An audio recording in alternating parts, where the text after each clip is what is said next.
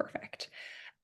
So my name is Grace Western. I use she, her pronouns, and I'm the head of community and partnerships, as well as a researcher on the 4-day work week at the Autonomy Institute, which is a nonprofit and independent institute working to strengthen democracy, develop sustainability, and build the future economy. And we also specialize in the shorter working week. And we're really excited to have you join us today in the online launch of leading economist Juliet Schor's new book, 4 Days a Week: The Life-Changing Solution for Reducing Employee Stress, Improving Well-Being, and Working Smarter, which is a groundbreaking study of global interest in shorter working hours, as well as blueprint for change. And in the book, best-selling author, leading sociologist, and economist Juliet Schor makes the case for a 4-day work week, persuasively showing how this model can address major challenges such as burnout, AI, and the climate crisis, so very timely, and how employees, companies, and governments can work together to make it a reality. And 4 days a week is also the first large-scale study of this trend and utilizes data from large-scale pilots from across the globe. So the results really contain a wealth of information. So we're really excited to have Juliet with us today to tell us more about her book and amazing research, as well as the incredible panel of 4-day week experts and practitioners. And as I mentioned, as folks were kind of trickling in, we'll have plenty of time for Q&A at the end. So if you have questions that come up while we're talking, feel free to drop them in the chat, but also know that you can come off mute at the end and we can use the raise the hand function for a robust Q&A, hopefully. Great. So, of course, we're joined by Julie, who is an economist and professor of sociology at Boston College, as well as the best-selling author of numerous books, including The Overworked American, After the Gig, and The Overspent American. She's also a fellow of the American Association for the Advancement of Science and has been featured across national and international media, including the New York Times, the Wall Street Journal, and Newsweek, just to name a few. We're also joined by Sam Smith, who is a co-founder and director of Pressure Drop Brewing, a London-based independent craft brewery. Sam and Pressure Drop are also featured in the book, so really excited to kind of get into that. We're joined by Joe Ryle, who's the campaign director of the 4-Day Week Foundation and the author of the 4-Day Week Handbook. Joe also helped lead the 2022 UK 4-Day Week pilot alongside 4-Day Week Global and the Autonomy Institute. And lastly, but certainly not least, we're joined by Tatiana Pignon, who is a doctor of political science and is associate director and head of the workplace transformation unit at the Autonomy Institute. Great. So after those introductions, we can get started with some questions. Great. So, Julie, 4 days a week is the first large-scale study of the shorter working week, where you share your results of research from numerous pilots across countries and sectors, which really offers invaluable evidence for the impact of shorter working weeks. But before we get into those results that you found, I was wondering if you could speak to why this issue is more pertinent than ever. The book kind of takes us through your work on working time from the last few decades, including your release of The Overworked American in 1992, which got so much traction in the national context, but as you say, then nothing happened. And you also describe economists over the last few decades kind of questioning your focus on working time rather than, say, focusing on employment or jobs. And as you say, kind of then COVID happened and there seemed to be an opening and an interest in shorter working weeks. So as someone who's been at the forefront of work time reduction and the research behind it, how do you think we got to where we are now? Global interest in the shorter working week, from governments to for-profit companies to trade unions. And why now for the book? Of course, it's the result of multiple years of research you've been doing with the pilots and companies. But what about this moment felt like the time to put out the research rather than, say, waiting another 1 to 5 years? Is there something important about this political or economic moment? Yeah, well, thank you, Grace, and thanks to everyone who's here. Thanks to 4-Day Week Foundation, Autonomy Institute, and Sam Smith for being here. So yes, I do start this book with publishing The Overworked American, and that book came out in 1992, and it really caused a sensation, I have to say, looking back on it. And instant New York Times bestseller, but also I was all over the media, getting invited to meetings of CEOs of top companies, having companies approach me about maybe doing something about their work time. And what I say in the book is that well, two things. One is nothing happened. Yeah. The other, literally nothing, it was all that excitement and then boom.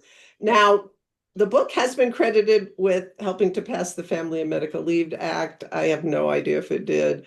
But in terms of companies, I had a few conversations with companies and they didn't go anywhere. And then what happened was 2000, austerity, the Bush administration. And what I found, and Lonnie Golden is here on the call. He's one of the few economists at that time who was also interested in these issues. Suddenly, even friends and allies on the sort of left of economics were kind of saying, no, that they weren't interested. And it was jobs and inequality and the growing extreme, eventually extreme inequality, which of course is a hugely important topic. But austerity mindset kind of took over really all across the political spectrum. And one interesting thing about that moment in 1992 was that it wasn't just people on the left who were interested in work time reduction. It had a resonance across the political spectrum because in those days, talking about family values, there was a little bit more credibility to it from the right. And they were feeling like, women were working too much and people were working, we need more family time. So that happened, and that sort of then a kind of amnesia took place, at least in the United States, about work time reduction. Suddenly, nobody could even remember it was a thing. And I had a memorable conversation with Joe Stiglitz, Nobel Prize winning economist. We were on a panel together. That was for a different book of mine. I don't remember which. Oh, Plenitude. And, I mentioned something about Keynes because he was having a big Keynesian moment then, because it was after the crash, the Great Recession. And he'd sort of forgotten that Keynes, wrote this really important piece about work time reduction. So that was the amnesia. Like even our closest allies Weren't forgot about work time. You start to see a few companies, of course, Andrew Barnes and being, maybe most prominent here, but at the Microsoft, Mhm. Unilever, a few of these companies getting lots of attention in the press when they do something on reduced work time or the 4-day week. But that's it, just press attention. And there's a whole other story there we could talk about, but why it's so easy to get journalists to write about this Mhm. and so much harder to get companies to do it. But even, pre-pandemic, it was just handfuls of companies, it was few companies. I think the UK is a little bit of an exception there. Joe may want to fill us in on that, or any of you in the UK, where there was more take up because you had the Labour Party endorsing it and so forth. But in most places, it was really handfuls of companies until the pandemic. And the pandemic did two things. I use the term turbocharge. It turbocharged the movement. Number one, because people became so stressed out, and they became stressed out by a combination of the everyday stress that they were already feeling between work and life, the stresses of work itself, and then the stresses associated with the pandemic. And employers had to respond to that stress because not only because people were leaving in droves, which was happening in some places, but also just how difficult it was for the employees. And then the second point that was really important was people working from home. It was something that employers didn't think would work. Their minds were pretty much closed to until it happened, and it was an amazing success. And so that I have people in the book, interviews I did where people said, well, we learned we could trust our employees about where they work.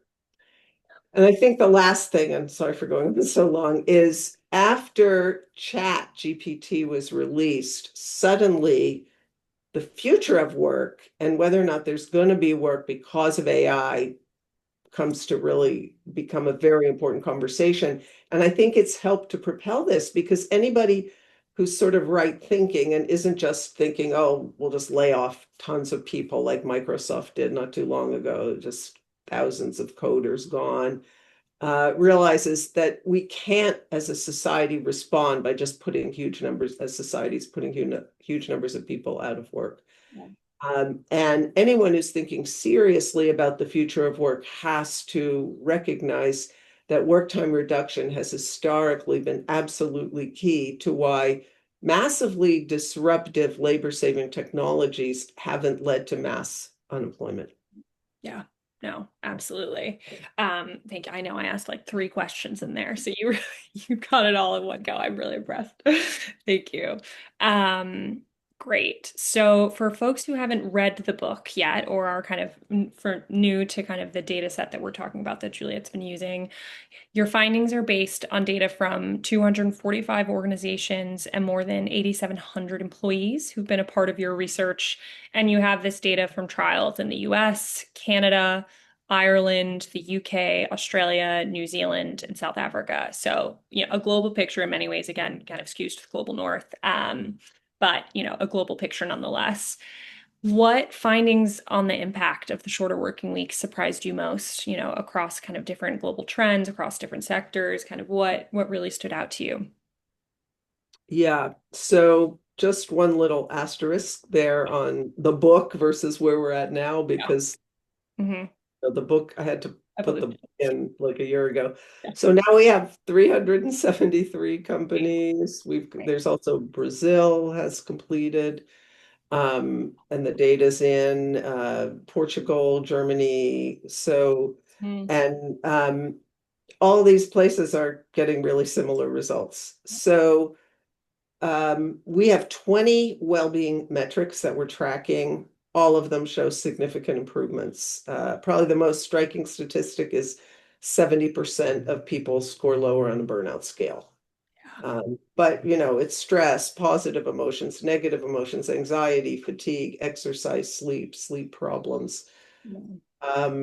all the satisfaction variables, the work life and work family conflict balance, all of that, like really fantastic results. So that's one set. None of that in a way was surprising. I think what's surprising is how robust the results are, how consistent they are across all the trials and so forth. But um, uh, the more surprising is number one, how much self-reported productivity goes up. And these are not retrospective questions. Our methodology is survey at baseline, Mhm. midpoint, 6 months, 12 months, 24 months. We've stopped at 24. But on a range of work time variables, just higher productivity, we have a question called current workability compared to lifetime best. That soars, productivity soars. We have a smart working scale that goes up. So just people, and then in the interview data and the comments, people feel so much more capable and on top of their work.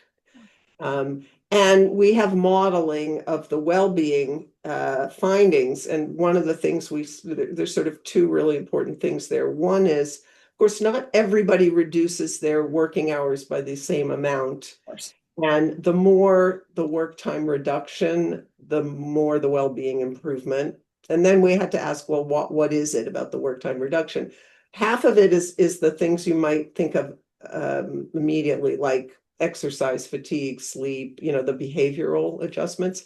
But the other half is the productivity increases. Those really contribute to people's well-being. They feeling more on top of their work lives has a huge impact. So that was unexpected. I mean, in a way, it's not a surprise when you think of it, but it was definitely unexpected. I guess the surprising things were second job holding, if anything, went down, so no increase there. Almost no increase in work intensity. That surprised me because I thought, no, the trials have this work reorganization piece to them to try and make it possible for people to get all their work done in 4 days. And it actually seems to really be happening because they're getting the companies are saying they're just as productive, if not more, and yet you're not seeing a speed up. So Yeah. that's, and then there's one other thing which is gratifying, but also a little unexpected, which is I mentioned the consistencies across the trial, but even within the trials and across them, everything is consistent. So you're getting this across industries, you're getting it across small and larger firms, you're getting it whatever the work modality is. I mean, Sam's going to tell us about an in-person workplace, but the hybrids are finding the same, the remote organizations. And then, and countries, of course, I said that time periods. I mean, we're doing this year on year and now, But the other thing, which is still a little hard to believe coming from a sociological point of view, demographic differences don't seem to matter in the well-being increases.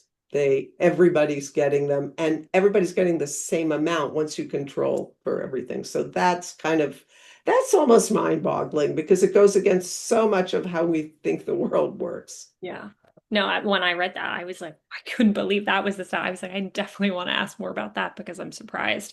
But I was also particularly kind of your point about how productivity impacts the well-being. I think there's often a narrative, okay, this is good for staff, this isn't good for an organization. But really what you're finding is that well-being is going up partly because people are feeling like they're so much better at their jobs or they feel more confident in their relationship to their work in that way. Is that right?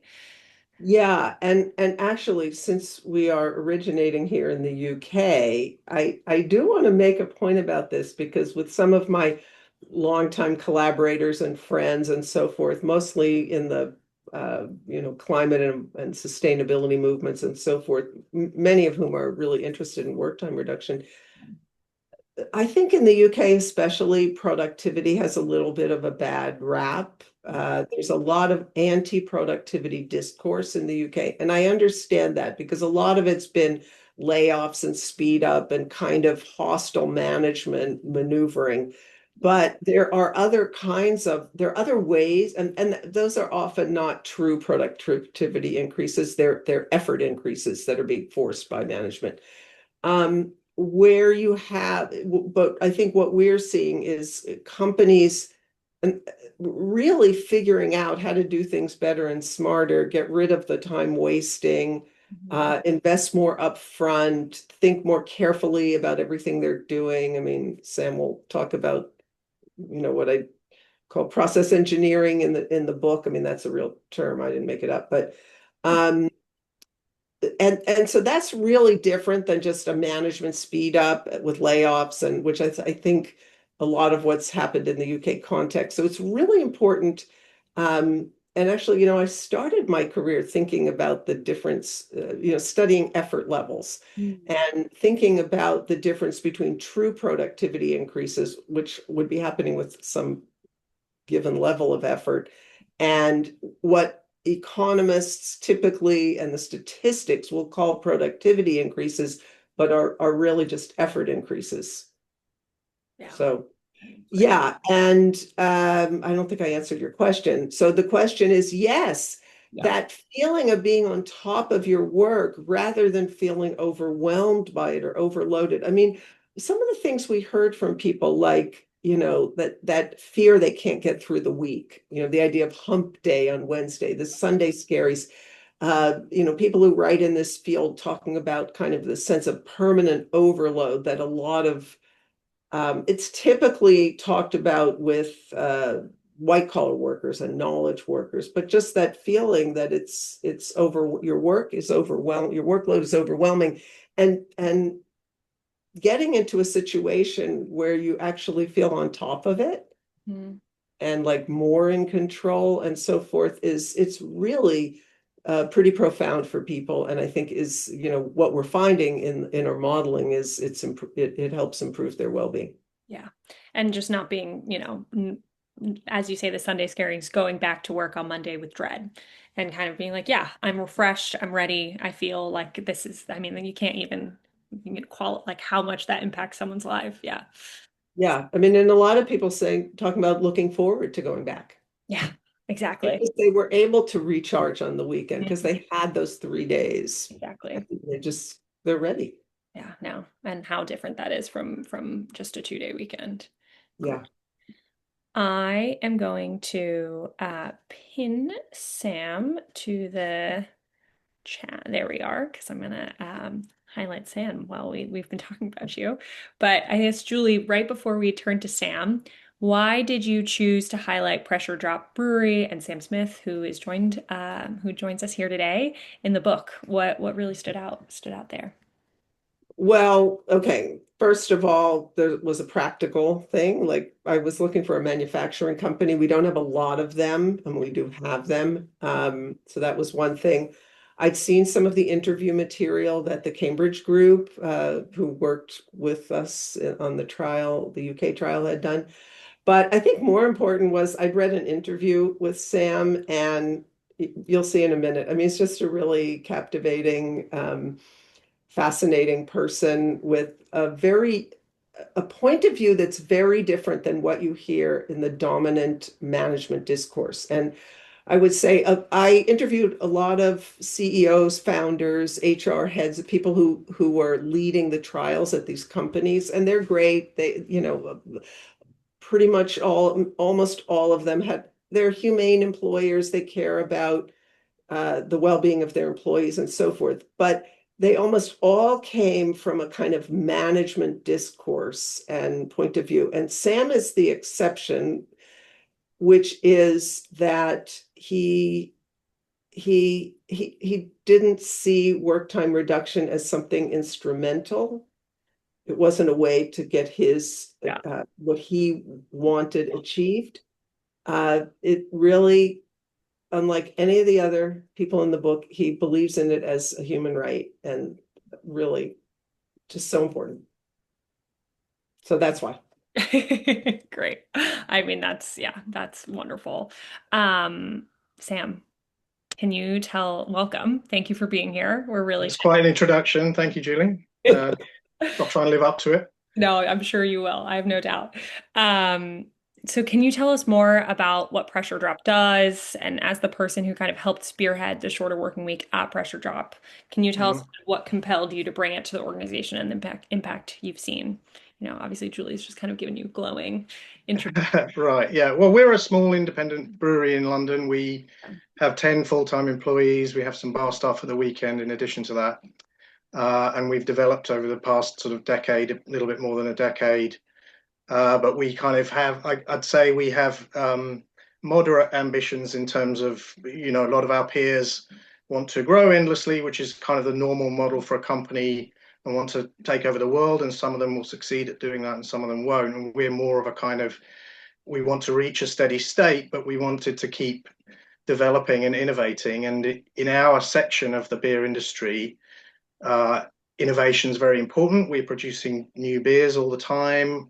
We have a kind of enthusiastic customer base of people who are looking for new products and new things, and a bit of excitement and variety. Most beer consumers, lots of beer consumers in the world drink the same beer every single time, and it's a mass-produced beer produced by a large corporate, and that's fine. But the people who buy our beers are not like that. They want something different every time.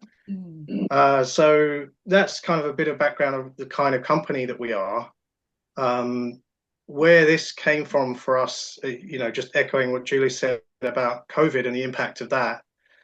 I think that's, Julie's already talked about it, but it created a real sort of mental shift, like taking a psychedelic drug or something, and in people's minds, and the idea that things could be changed, and to sort of go to the David Graeber, the world could be different. It's made by humans and it could be made differently. And we felt that our company was a tiny part of the world that we had some control over. We felt frustrated at the political system, and after 2019 in the UK, the lack of the ability of the political system to confront all of the critical crises of our time. We wanted to be part of a progressive movement that was actually doing something, that was actually going somewhere, and that could actually improve people's lives in a meaningful way. We could look around us and see progressive change that improves people's lives stalled or actually being rolled back in many parts of the world. So there was a kind of political progressive motivation, if you like, and from a company point of view, as I mentioned, we wanted to be seen as innovating, to be seen as leading. And as with our products, what tends to happen is, we'll produce something, or companies like us will produce something, and if they're successful, then large companies copy that. So this is an example of something that could be similar, because there are links between the smaller companies like ours and the large companies. One really obvious link is employees. There are employees who, if you're a professional brewer, you could work for a company like ours. You could go and get a job at Heineken tomorrow. They're slightly interchangeable. So I don't know if we're getting onto impacts yet, but that was something that we were going to mention, that as well as the positive impacts for our employees and within our company, we've seen some ripples in terms of people go and talk about it. People who work in our industry, they go, "Oh, Pressure Drop have a 4-day week now. Why don't we have that?" And we've had several other breweries of mostly similar size approach us, come talk to us. We've kind of done informal consultancy with them, if you like, to explain how we've gone about it. And there's stuff in Julie's book that Ben, one of my business partners, went into some detail about how we actually managed it in terms of creating a 4-day week in a production environment that has to be going all of the time. But we've talked to other breweries about it. They've been interested. Their employees have been interested. Some of them have taken it up, and some of them haven't. Some of them have taken it up and then gone bust. That's what happens in our world. But yeah, so despite the kind of glowing introduction, there was some self-interest there as well in terms of reputational benefits and benefits for our own lives, and we've seen that too, and that's important to us. No, that's great. Thank you so much, Sam. As someone who loves craft beer, that for people who are online, I mean, it's everyone online, but I'm based in London where Pressure Drop is, and just walking around kind of the craft beer scene, knowing how many people are doing 4-day week, I'm like, this is amazing. So Sam, you've had truly such an impact. It's a beautiful kind of micro environment there. Okay, great. So I'm just gonna bring in Tatiana and Joe as well to our conversation. We'll have our full panel now. This is really exciting. So kind of as I mentioned, we have a great panel today with vast experience in campaigning, researching, implementation, and evaluation, really, you name it, for shorter working weeks, and all kind of playing a different role in the ecosystem to push forward work time reduction.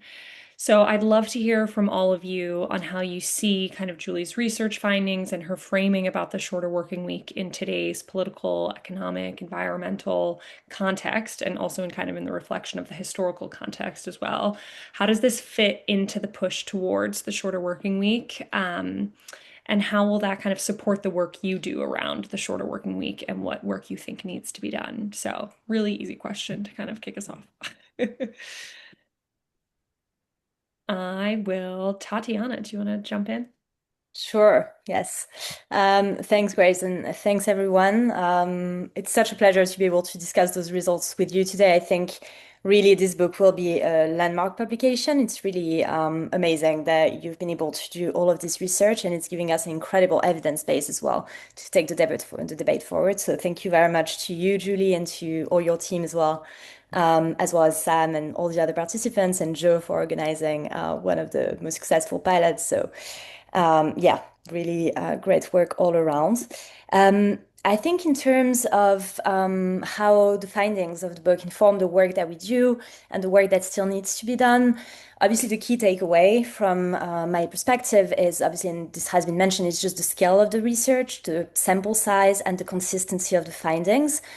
So as you were discussing, Julie, some of those findings are in some way not that surprising, but the scale of them, the robustness, and the consistency of them across so many organizations, over 8,000 workers in different countries, in different national contexts, in different industry sectors, organizational sizes, etc., is really, really staggering, really, and very, very impressive. The fact that those findings are so statistically significant and so robust is really wonderful, and just gives us an incredible evidence base, I think, maybe better than anything even campaigners could have hoped for from this perspective, for rolling this out more broadly. And obviously, it's something that at the Autonomy Institute, we're always kind of working towards to some extent, just because we're so deeply convinced of how beneficial a 4-day week can be. But there was a time in which this was more of a hypothesis, and the fact that it's now supported, again, by such robust research is, I think, yeah, is surprising even to those who have believed in it from the start. Um, and the fact as well, as you highlighted, that it's not just for workers and for companies. So that first of all, it's for workers and companies, that those results are also really robust at company level in terms of organizational outcomes, in terms of HR outcomes, but also, when we're looking at revenue, company performance, etc. as well. And also, I think the ripple effect, right? So the fact that we're not just talking about the pilot participants, but we're talking about kind of transformative impacts as well for families, for communities, for societies more broadly, those kind of examples that you discuss in terms of people managing their health differently, in terms of families being grateful for the additional time, the way in which this plays out in ways that are difficult to quantify, but that are very obvious, it sounds like, to all participants, and that again come up so consistently in all of the findings that you present in the book. And I think you do a really great job in the book as well of explaining how these elements interplay with one another as well, and how because of this helps create just more sustainable ways of living for everyone, really, as well as better ways of working, specifically in paid work. So that's, I think, the first point and the key takeaway for me that I would highlight. And then just the second one would be, I think it's really important to also talk about the kind of duration of those impacts as well. So you discussed that as well in terms of the long-term impact of working time reduction, and the fact that we might have expected seeing those results being very positive for the duration of a pilot, with a kind of change effect as well there. But that may, fade out a little bit over a longer period of time. And we are now slowly getting to the point where we have more and more of an evidence base against here, where we can collect data and be able to assess that in over a longer period. You continue to survey the companies that are part of your sample, of course. So I think you are 2 years in, but for some of them, we're getting to maybe the third year, and this will obviously keep going over the next period of year as well. And of course, we've done this together last year as well when we did the Making It Stick study on the UK 2022 pilot, and we found again that those results were really incredible still 18 months after the start of the first pilot. And now with your broad sample of 245 organizations, you're finding the same results as well being verified. So again, we'll see how that plays out in the next couple of years. But again, really, really important points there that shows, I think, two things. One is that it's a really sustainable change. So when done appropriately, it's something that really sets everyone up for success. For good. So individuals, organizations, and then again, more broadly, right? And I think it also highlights how kind of desperately needed it is as well. And you've talked to that in terms of the historical context there as well, and the change that the pandemic created here, and the eye-opening effect that we had with the pandemic, how long overdue it is when we look at it in historical terms, as you discussed, particularly in the first chapter. But the fact that I think what you call the time squeeze, right, in your previous work, but that time so squeezed for everyone in the world we're in, that we then have to spend our energy on certain activities only, and that actually leaves out a lot of other kind of work that is actually very vital to the good functioning of a society. So that's something that I think we can also keep documenting if we keep, researching the longer term effects of working time reduction, and that we will keep amplifying hopefully in the coming years. But I think it's so great that because of the size of your sample, and as you were saying, your sample is always growing and continues to grow, that you'll be able to keep documenting this. And of course, we'll be very happy at the Autonomy Institute at our level to contribute to that effort as well. But yeah, I think continue documenting those ripple effects that is having in so many dimensions of life is also going to be incredibly exciting in the next few years. So yeah, these are my highlights here. Great. Thank you, Tatiana. Really helpful. Does anyone else from the panel want to come in on that. Yeah, I can just add something there. I mean, the first thing I want to say is just thank you, Juliet, for all your work. You know, we wouldn't be where we are today in terms of the kind of progress that's been made on a 4-day working week without you and your team and the crucial work you've been doing in mapping all of these companies that have moved to a 4-day week. How have they done it? What are the actual results? And it's been, you know, as a kind of campaigner on this, it's been invaluable, you know, having that kind of research expertise to point to. And actually crucial in having that data to kind of encourage other companies to do it because you know we know that once we can create that feeling of kind of confidence and reassurance for companies that it's not a crazy thing to do, you know, let your workers all have 1 day less at work. It's not, you know, it's not crazy for your business. Actually, you know, we've been able to point to all sorts of benefits for those businesses, whether it's kind of job recruitment, job retention, better, more profits in many cases. You know, and that's been really, really valuable. And I guess the question now for all of us in this kind of space of the or kind of shorter working week space is how we move. I think for me is how we move on to the next phase. I feel like we've kind of the first phase was kind of putting the 4-day week on the map as an idea, getting it on the agenda. I think we've done that very successfully. I think, you know, everyone by and large kind of knows what a 4-day week is. Maybe they don't know exactly what it is in terms of whether it's compressed hours or reduced hours, but they kind of get the concept that, you know, they kind of get that it's on the agenda and that it makes sense that people want to be working less. I mean, I think there's a second phase which is also kind of underway and has been very successful, which is all these pilots that we've run across the world. Not just, you know, in the kind of private sector, but also governments now leading on kind of public sector trials in all sorts of countries, kind of all over the world, which is very, very encouraging. However, there is, you know, there is something about pilots and trials which shows sometimes a lack of confidence, I would say, in terms of, you know, how many trials do we need before actually this we can say for sure this works and this should be, you know, more taken up, I guess, across the economy. And I think that's the kind of third phase that we need to work out how we move into is how we move from piloting and trialing it into actually this is something that's now rippling out across the economy. And that has got to come with, you know, greater kind of political support, which we're working on in the UK. And you know, there's other countries where more progress has been made.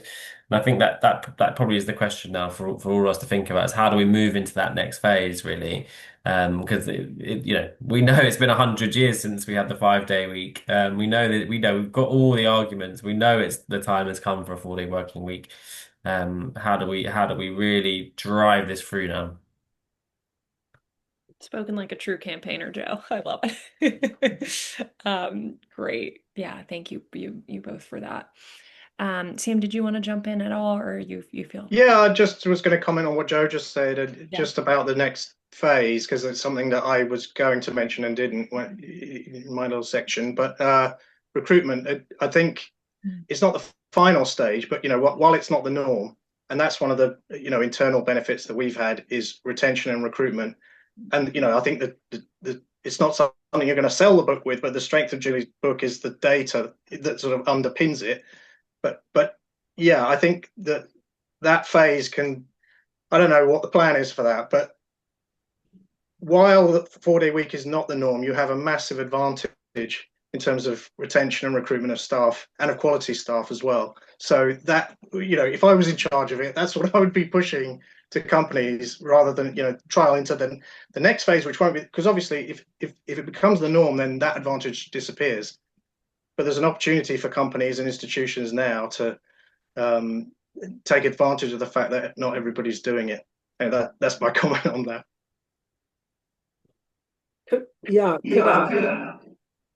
Could I Yes, please, Julie.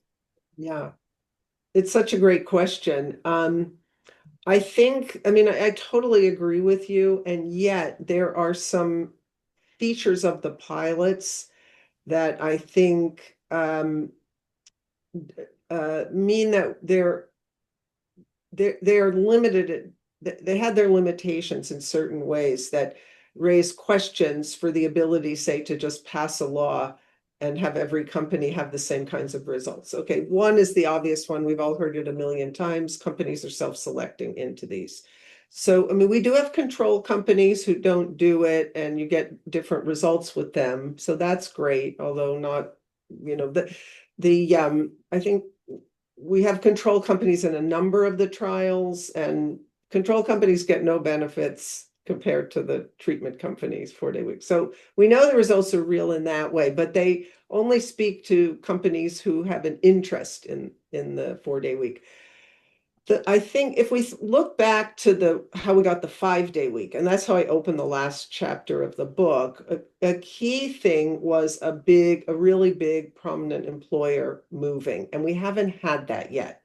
And I do think we're going to need that because this is a database of, in the research, in the sort of government statistics parlance, at least in my country, and I think it's the same in Europe, small and medium-sized enterprises, SMEs. The biggest one we had was in the UK trial. It's a 5,000 person. They did it with 1,000. They've rolled it out to 5,000. So that's not as small. But the other big companies in the database only trialed with a fraction of their employees. So I think getting a couple of really big ones would push us forward a lot. I think the other big thing will be to have more in-person, more blue-collar, lower-waged workers.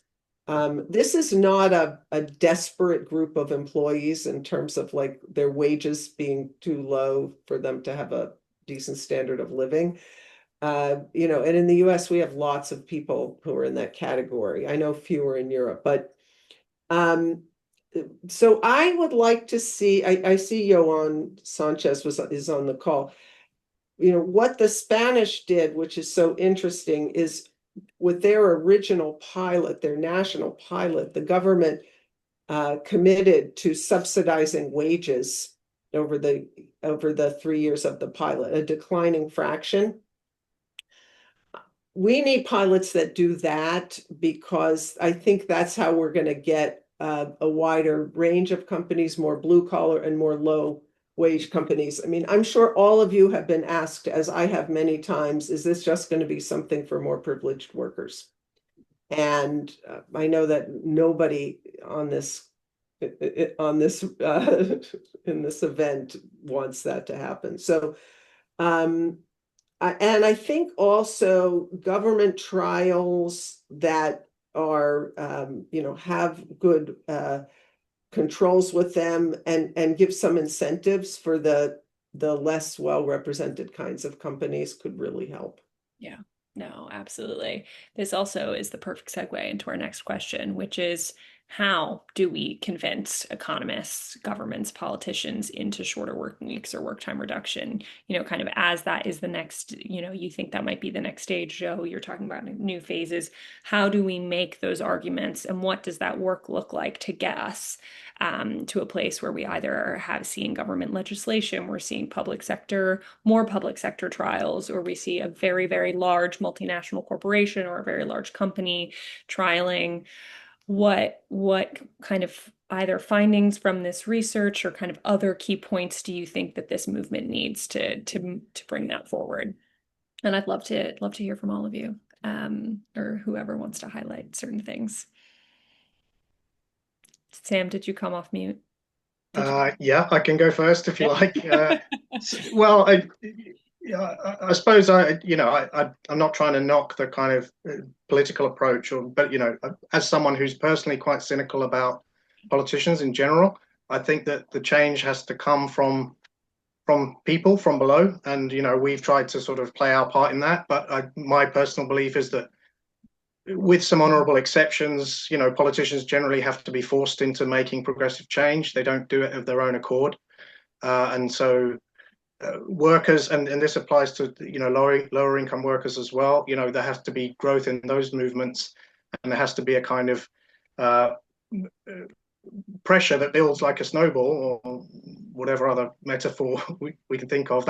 That's how I would see that happening. And yeah, I agree with the point about a large company being something that would be a critical turning point, because it would force others into action, and it would multiply it out through the discourse.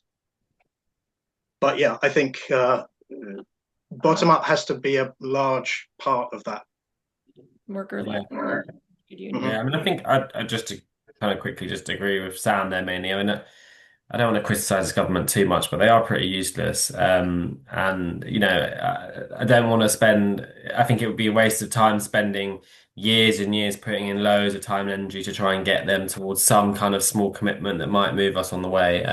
We'll do that anyway, but actually, it is the kind of bottom up movement that will push this. I mean, and there's a question in the chat about what does history suggest? I mean, it was the trade union movement which kind of led that campaign for the weekend and the 100 years ago. And it's, yeah, I guess on that point, it's really encouraging that actually in the last year, last 12 months, there's been much more in the UK anyway, much more proactive workplace campaigning backed by the trade unions in kind of the CW, Unite, Unison, PCS, some of RMT, the tube drivers as well.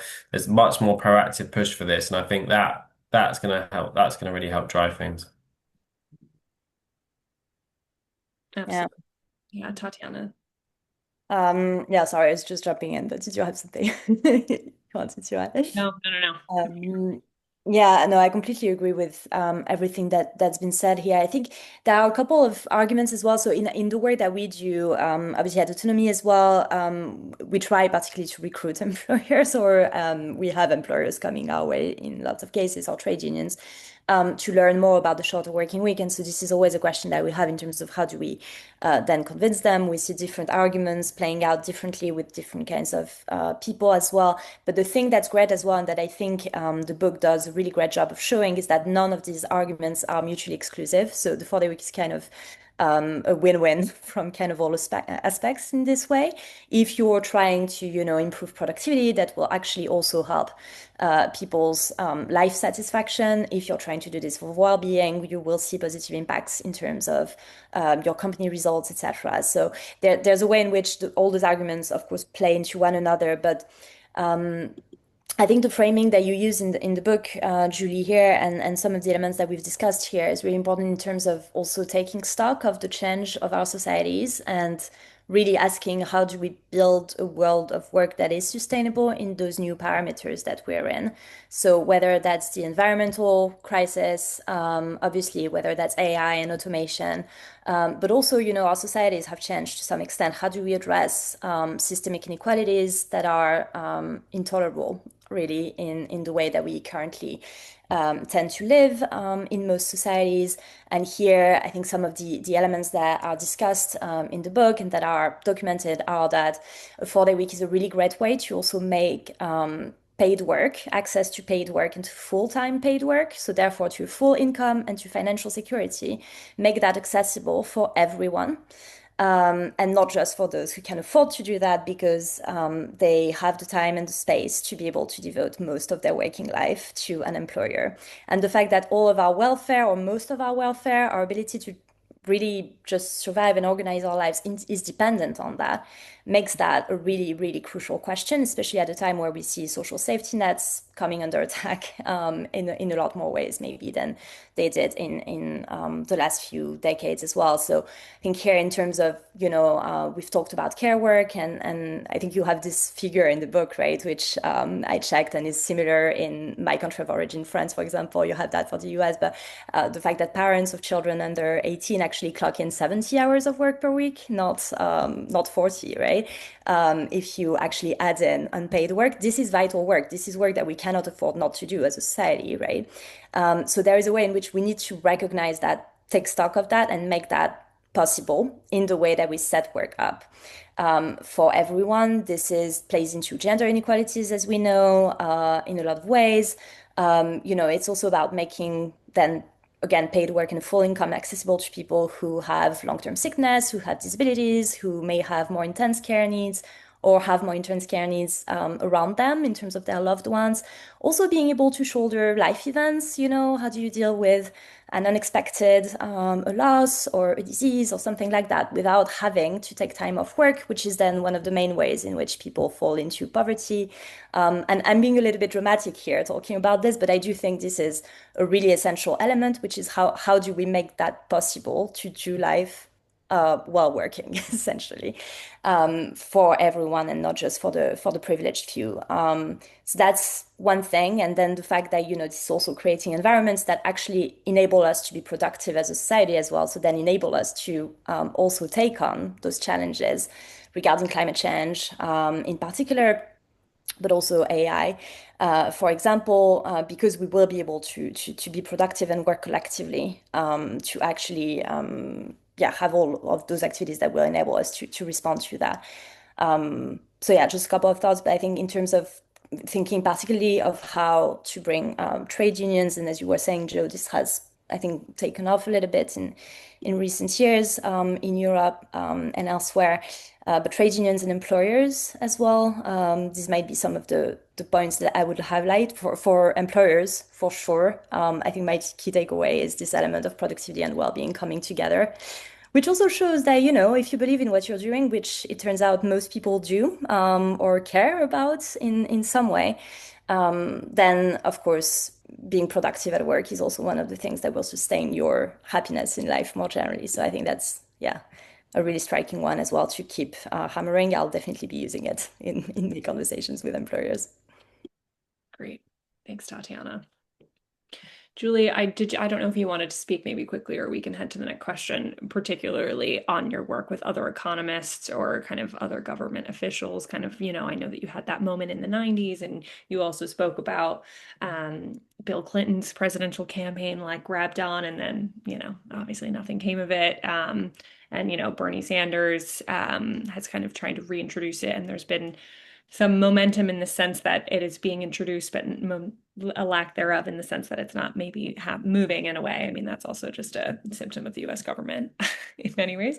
But I wasn't sure if there was anything else there in terms of pushing forward from a more government or legislative agenda. Yeah, well, on the economics question, I think one of the things that has happened, the economists have a very narrow point of view typically when they think about this, which is, and I see one of my economist friends coming back on camera here. They're kind of obsessed with productivity and not thinking about the whole picture for the organization. And one of the things we learned, I mean, and Sam talked about this a minute ago, is the retention and hiring benefits and the something we haven't talked about yet, but what I learned in the not so much from the quantitative data, but from the interviews, is the idea of the 4-day week as a forcing function, that it makes these companies get more strategic, prioritize, do things better. I mean, it's not just individuals who do that. The companies themselves get more intentional. That's another way they often talk about it. From an economics point of view, that shouldn't be happening because these companies should have already done that. And so when I ask people about that, well, why did you need a 4-day week to, put in this good thing or that? And they can't answer it. They're just like, oh, we're just trying to survive. We're trying to who has time for that? We're trying to keep our head above water. It's just that there's a kind of procrastination that happens. But this is also where I think, as we think about rolling it out to the whole economy, there are companies who do that largely because they're forced to, and I think it tends to be the bigger companies who are more exposed to international competition. When I went to Motorola back in 1993 to see if I had a contact there, and so they were interested in talking about this, and I came away from the conversation. This was right after all the mania. I don't know if you had it in Europe, but in the US it was all Japanese manufacturing because they were killing the Americans in auto and all throughout the manufacturing sector. And what had happened was they had already optimized everything. I mean, there just wasn't, they had sped everybody up and they were like so peak productivity. There wasn't any slack to work with. And I came away from that meeting thinking, oh, no way you could do that in a manufacturing company like this. It's part of what I heard from a very prominent economist who at the beginning, when our results were coming out, would show up in the newspaper saying, oh, this is, BS basically. And saying like, this is someone at Stanford, I'm friends with lots of heads of companies here, and they're all, insulted that you could be talking about companies as if they, weren't at everything was not optimized. And that is the standard economics view, which is that competition forces everybody to optimize or they go out of business. But for people who don't just go with the textbook model, but who are sort of more versed in the real world of how an economy works, they know, and there are plenty of economists who understand this, that there's always a distribution of productivity, and you have firms who are highly optimized and with low amounts of wasted time, and others who aren't. And the economy is just not that competitive that it forces out all those lessers. So I just think the idea, so economists will talk about it, there's no such thing as a free lunch.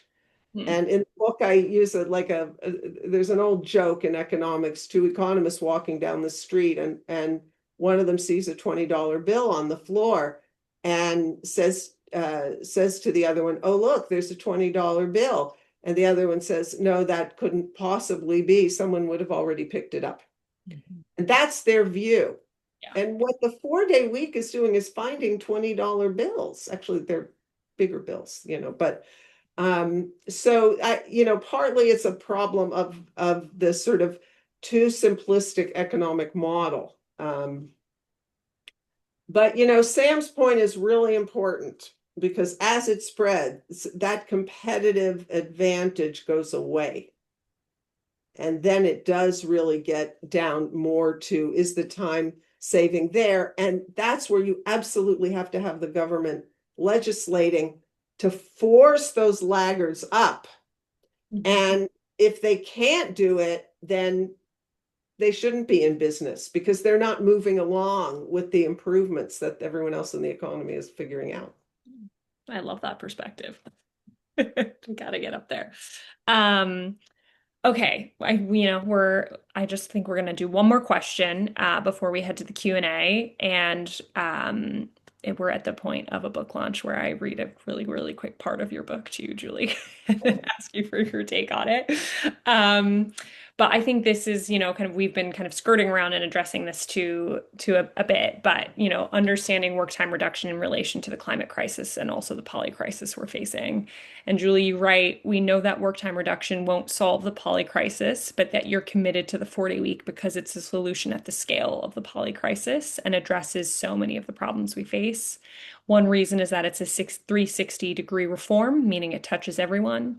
And you also speak about how the 4-day week gives people more time to participate in their communities, get involved in politics, and work on the manifestations of the poly crisis, decarbonizing the economy, countering racial injustice, strengthening democracy, and building resilient communities are all time-intensive activities.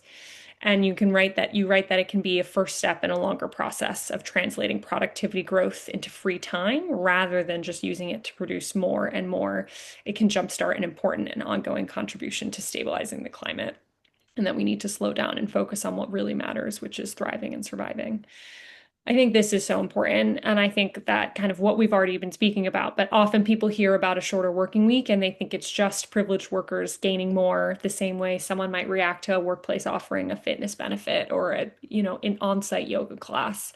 So I think maybe to close this part of the panel, why is it so important to frame how radical both reducing working time has been and can continue to be, while also remaining so tangible and attainable? I'm also going to direct that first to you, Julie, to be mindful of time. And then if anyone else on the panel really has anything they're dying to say, we'll turn to you before we go to the Q&A.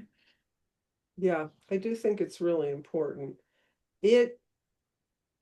One thing I love about it is it really changes people's lives. And I've got a lot in the book from employees, like life change or transformational, etc.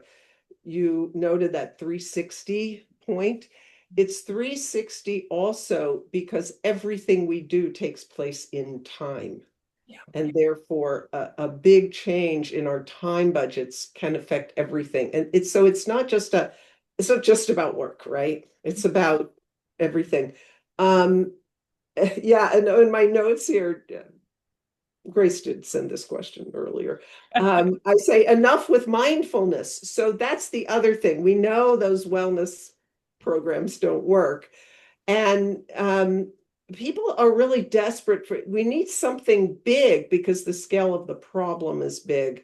And what I like about it also is that it feels very transformational to people. But the other thing the pandemic did was it turned it into common sense. So it feels achievable. And as someone who's been in this fight for many decades, I can tell you that pre-pandemic, it did not feel achievable and realistic to people. It felt utopian, like, oh, great, but we could never have that. And now, I mean, and it's so interesting, the kinds of things that people say to us in the research is that it's flipped into being like, yeah, why don't we have that? And so I like that. I think the other thing is people are so demoralized and depressed by the poly crisis, by the rise of authoritarianism.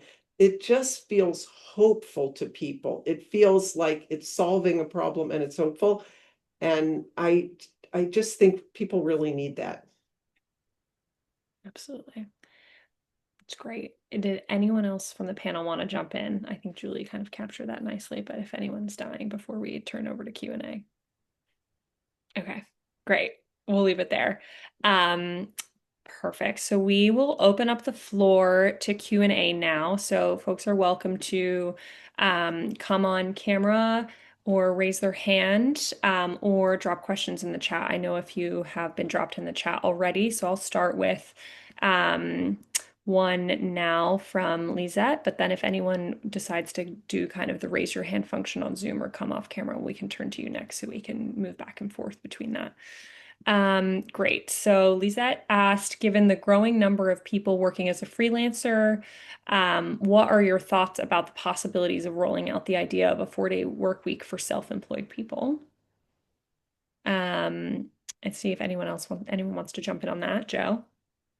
Yeah, I mean it's a tricky one, isn't it? And I think it's the way in which actually moving from a 5-day week to 4 today is quite different than moving from a 6-day week to 5 100 years ago. Is that there's lots of different type of complex work contracts that exist now, and one of those is the kind of freelance self-employed role, which fundamentally with being a freelancer, it kind of I guess inherently with being a freelancer means you don't really have as many working rights as those that are employed and get PAYE pay. So what we've kind of always said is that it's not really the problem isn't the 4-day week there. The problem is the kind of insecurity of that type of work. There's not really a way in which you can there's not an obvious way in which you can kind of implement a 4-day week for freelancers unless it was kind of government policy and there were subsidies to do that. I mean, obviously, for lots of people that are freelance, the very reason they've done that is to create more freedom in their life from work, so they can kind of choose when they do it. So many freelancers will already be doing that. It might not be in a straight kind of like 4-day week, Fridays off kind of way, but there is that flexibility built into it. I mean, the other thing is that wages have to rise to allow for people that are on not just self-employed, but people that are on 0 hours contracts to be able to do a 4-day working week. We know that, if you're a taxi driver, for example, you couldn't have necessarily afford to lose the income by not working on your 5th day. Or I mean, or you can be more strategic when you do work to make sure you do get the income on the 4 days rather than 5. It's a tricky one. But yeah, unless the employment rights are strengthened. I know Labour are doing that for the employment rights bill, so there will be more power for those that are on 0 hours contracts. I mean, I don't think they're quite going for a full ban of 0 hours contracts, but there is going to be some kind of ban on 0 hours contracts, and that will make that easier for implementation there. But yeah, it remains to be seen. Yeah, Julie, did you want to jump Yeah. in? So back in 2010, I started studying gig workers, who fit into this question perfectly, like Uber drivers and so forth. precisely because I was interested in kinds of work arrangements that would allow people to work shorter hours. At the beginning, those jobs had really high wages. Over time, those wages got degraded quite significantly across most of the big in-person platforms anyway. But I think the point about the freelancers is that you have to recognize they are in a close, what happens in the freelance sector is in close relationship to what's happening in the employment sector. And so in order to get sort of freelance work, if you have, I mean, unless you have mass unemployment, a lot of unemployment around, if you can get the same pay for fewer hours in the employment sector, those freelancer wages will probably rise to make it more possible for them to also get more free time and make whatever levels of income they need to make. So I think that it's, even though it doesn't a law might not directly target them, the sort of economic dynamics around labor markets should benefit freelancers too. Great. Does anyone want to come off camera or ask any questions from the audience? Not in the chat. I just want to make sure I can toggle back and forth between the two. Okay, great. I'll turn to another question in the chat then. I'm seeing a question from Lisa that says, thanks for this panel. I'm really interested in the political democratic dimensions of this idea. Can you say more about the results from the studies about how people use their additional free time and to what extent they turn to political or civic activities? And then gave an example from the UK pilot about someone volunteering at an animal shelter. But if anyone wants to speak kind of about their experience seeing that, I've definitely seen it, and people kind of taking on mentorship positions and other forms of community engagement, but would love to hear anyone on the panel. Julie, did you? Yeah, I can tell you, I'm just looking up the very latest findings. We're getting that 373. That in general, we're not finding an increase in volunteering. I just want to look at this. Volunteering. Yeah, I mean, in fact, if anything, it looks like it declines on average. Now, that may not be, people may not put political activism into that category. Volunteering is specific. But I think it's not something that we're hearing a lot about. And I know it's something that a lot of work time reduction activists have talked about for decades, is and I think it's the case that time squeeze really pushes out political activism for many people. And I don't know how much of this is just the particulars of this sample or what, the times that we're living in. We do see an upsurge in political activism here in the United States now. We did with the first Trump presidency, I think not as much with this one. But it's a great question. We know a lot about what they're doing on their off days. It's mostly hobbies, socializing, connecting with family and friends. That's the most dominant things that people do. But you can look at the book. It has the time use data in there. So I think that the political/democratic dimensions haven't really played themselves out, and maybe they won't, I don't know. I mean, one difference is that, and this gets to that big question about how is it going to happen, like the 5-day week in the US. I don't know how it happened in the UK, but in the US originally, the first stage was employers doing this. I mean, the first group were Jewish garment factory owners, and then some other kinds of small scale manufacturing, because they wanted Sabbath, the Jewish Sabbath, which is Saturday. Henry Ford comes on. At first, the unions are opposed to it because they're worried it'll lower wages. And then they come in by mid-20s, they get more interest. You start to have the garment workers unions get really behind it. We had very conservative unions at that time in the United States.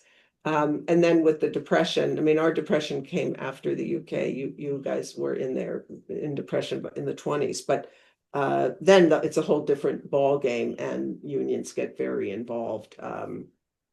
So I don't know. Maybe I think if it comes through a union upsurge, it's a little bit different. And I will just put one really positive thing into the conversation. I mean, this is a little bit in the nature of gossip, but from what I've heard from people on the inside, the UAW, United Auto Workers in the United States, put a 32-hour week into their bargaining demands in their last contract, which they had an incredible strike and won against all odds. They didn't win the 32-hour week, but my understanding was that it came from the rank and file. That's because it was very, it felt like it was coming out of the blue in terms of the political discourse. What I'm hearing now is they plan to make it one of their 3 main demands in their next contract negotiations, which I think will be in 2028. That's great. So that would be amazing. That's huge. Okay, that is very good news. Thank you to our friends at UAW. Anyone else want to come in on that piece? Sam, I saw you unmute and then not mute, but that's kind of not fair to put you on the spot. Well, I guess it's sort of I'm not a researcher. I'm providing the anecdotal part. Yeah, I mean, our experience is that people who are politically active before are still politically active. Nobody became politically active because of the 4-day week, from what I've seen. So it's sort of one of those things where people who are very committed politically or involved, they make the time for it, like with childcare, for example, and it has to be done in your mind, and childcare certainly does, but it's similar to that, I'd say, from what I've seen anyway. Yeah, I like that. Yeah. Sorry, did someone else want to come in? Did I just talk over someone? I thought maybe. No. Okay.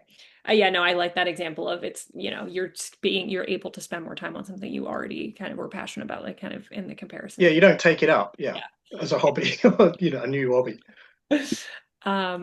Great. Did anyone, again, I'm just turning back to the audience on camera. Anyone want to ask any questions before I go back to the chat? Okay. We are having some back and forth in the chat on some surveys with Charlotte just asking about, let me just pull up the exact question. Okay, wait. Well, there was just a question about a CIPD survey and basically how much support there is from employees was my initial reading on that. And then there was some back and forth on polling there. And then also kind of some notes about part-time workers maybe having to intensify their work to achieve fewer hours, and kind of potential work intensification with the 4-day week. Yeah, I was going to come in on that because I was part of the back and forth in the chat, but thank you for flagging that. Charlotte, I had not seen that specific survey, but so we'll look into specifically what the questions were asking. It is surprising because we typically see polls, and yes, there are many links that we can share there, but I think across countries, not just in the UK. It's similar in many European countries, I believe in the US as well, where we do see that it's a very, very popular policy, kind of consistently across all kind of population groups as well, age groups. It's particularly popular with younger workers, but by a margin, it's still very popular across all categories. The category that tends to be less in favor are those who are retired, so who are no longer in a position where they would, of course, benefit from it. Which can be explained. But I think the point that you're making around work intensification is really important because this is something that does come up a lot. And so from our perspective, so we work a lot with individual organizations, and a lot of what we do is actually coming in and talking to employees about the possibility of a 4-day week. And it's not always contrary to what you might expect, right? And as I think Julie and Sam also highlighted, it's not always from employees or from trade unions that this is coming. In some cases, in a lot of cases, actually, it's driven by management. And it's not always the case that employees are very, very keen for it. So there are also a lot of concerns coming from employees, particularly in terms of work intensification and what this might create. And this is why I think the finding that Julie highlighted in the book around productivity at work and feeling better able to do the work really makes such a difference as well, because the fact that we're still seeing well-being benefits, even though this might end up actually creating more stressful work lives by reducing working time, right, is actually to some extent is a surprise. We could have had the hypothesis that this would not be the case, right? So this is, yeah, something that's really important. And so Julie discusses this in the book in a lot of detail, but something that we've seen also anecdotally for us with organizations is the fact that this is a collective change and that there is kind of a collective move to a different way of working that really makes a difference. And that is all the difference to typically part-time workers taking on a part-time schedule individually without any kind of adjustment being made. And we've had lots of examples of, people who said, when I went part-time, I took a 20% cut, but my outputs, my expectations did not change in my work, right? So it's just about kind of cramming more work into less time or becoming as productive as you can individually, but without organizational collective team support to do that. So yeah, just to speak quickly to that. I know that Jack has a hand up as well. Don't know if he wants to come in. Or this is not I think the it's guy. but Julie, So Yeah, there we go. Apologies. Oh, sorry, Grace. no, Jack, did you want to come in on There we that? go. Great. No, it actually follows on, I think, quite nicely from what Tatiana was just saying. Thanks for the panel and Juliet in particular. This has been really, really fascinating to follow along with. I suppose I would just ask, I guess, as I said, relate to Tatiana, how worried should we be about bad 4-day weeks? So 4-day weeks that don't come with keeping the same salary, or a sort of compressed hours versions, or sneak other forms of sort of deviation from a model most of us are familiar with, we're all used to talking about here. How concerned should we be by those things? Do we need a strategy as a movement to address those? How much is that sort of starting to muddy the water potentially as well, I guess, from a research perspective? But yeah, I'm just interested in what people's thoughts are on that. It's a great question, Jack. Did anyone want to jump in on that? I know that there's been more compressed trials coming out that haven't seen as great results, but curious. It's a difficult one because the media always get very confused by it, and often sometimes the media will work in our favor where people will say something is a 4-day week when it was actually compressed hours and it's gone well, and then other times it can go badly, and then they blame that on the 4-day week and it actually was nothing. I mean, I think there was an ASDA trial, wasn't there? Where it was like ASDA workers were doing 42 and a half hours. They were also working on a Saturday.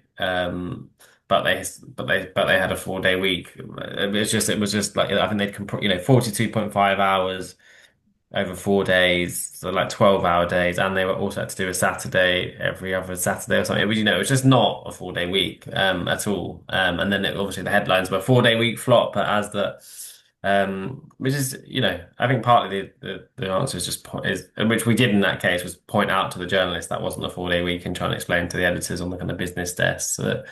But I don't know, sometimes compressed hours 4-day weeks can be the first step towards a kind of proper 4-day week. You get used to that, and then you kind of realize actually 4 very long working days aren't ideal either. So then you have to reduce from there. So I think they can.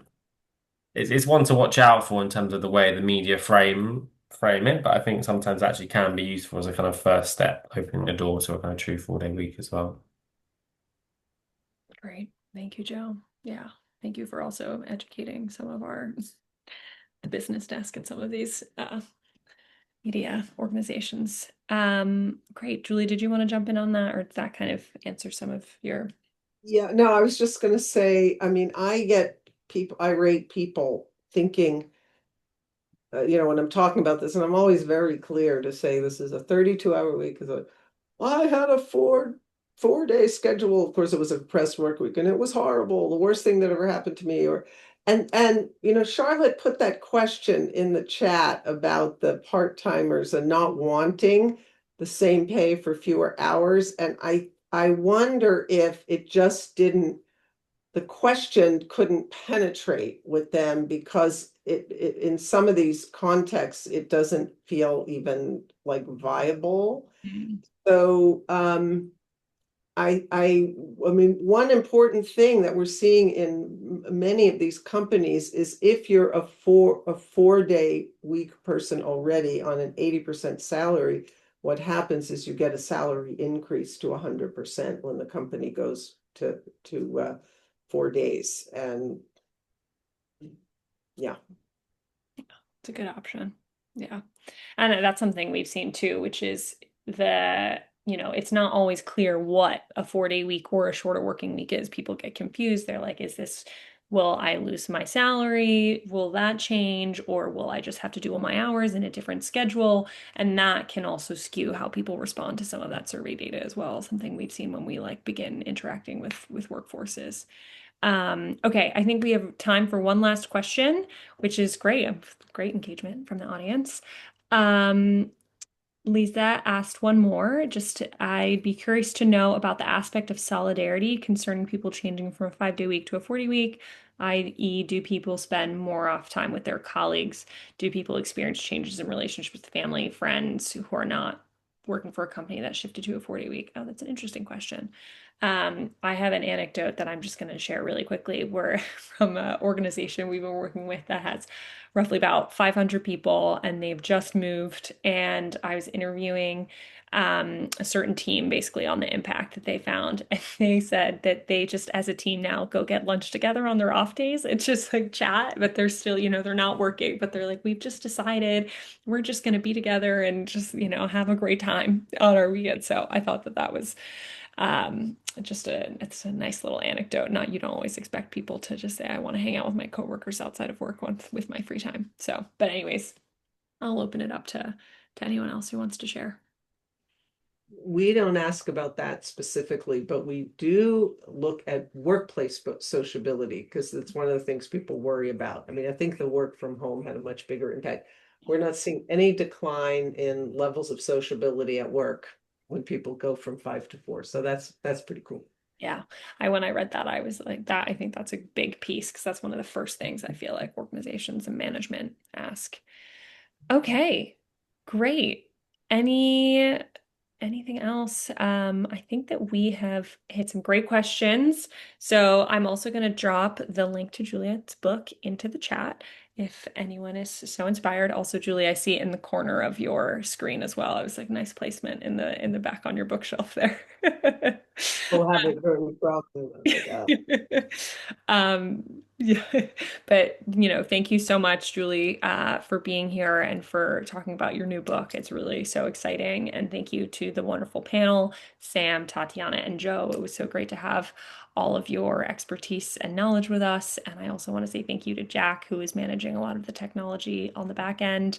And thank you to you all who joined us today and were willing to give up your evening or a part of your afternoon to talk about this. So really, really appreciate it. And I hope everyone has a great rest of their evening and afternoon. Thanks, Grace. Thanks, Bye. everyone. Thank you. Thank you. Really appreciate it.